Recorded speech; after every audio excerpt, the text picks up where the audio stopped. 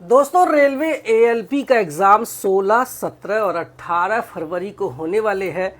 तो उसका official mock link out हो गया है, जिसको आप लगा करके जान पाएंगे कि रियल एग्ज़ाम का जो इंटरफेस होगा वो किस तरीके से होगा। यानी कि आप प्रश्नों को देख सकते हैं कि आप सेक्शन वाइज है या फिर मिक्स्ड क्वेश्चंस है। 1 से लेके 75 क्वेश्चंस रहेंगे। इसके अलावा अपने प्रश्नों को कैसे आप सेव कर सकते हैं, कैसे नेक्स्ट कर सकते हैं, ये सारी चीज़ें जान पाएंगे।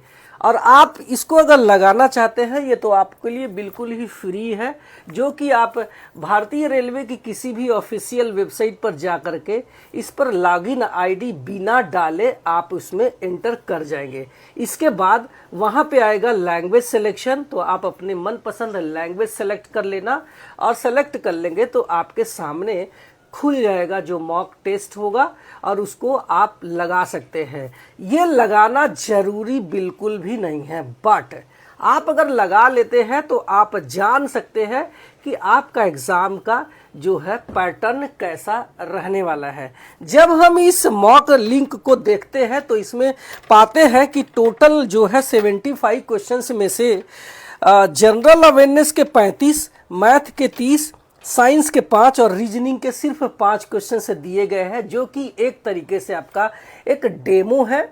जो रियल एग्जाम में कितने क्वेश्चंस आएंगे उससे ज़्यादा कुछ वास्ता नहीं है। आपका जो रियल एग्जाम का जो पैटर्न होगा उसमें जो क्वेश्चंस का बंटवारा इस तरीके से है कि मैथ और साइंस के 20-20 सवाल रहने वाले हैं। वहीं अगर आप रीजनिंग के देखेंगे तो 25 सवाल और जनरल अवेयरनेस के आपके 10 सवाल रहने वाले हैं।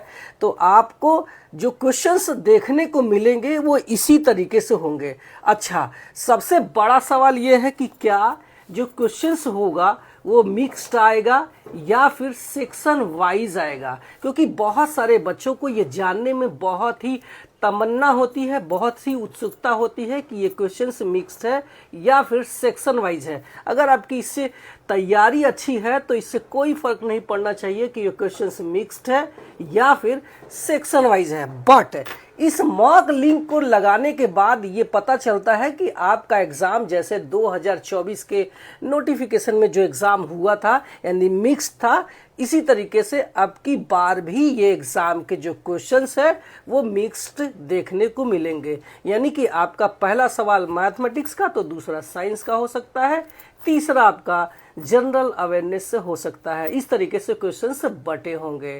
Thank you very much.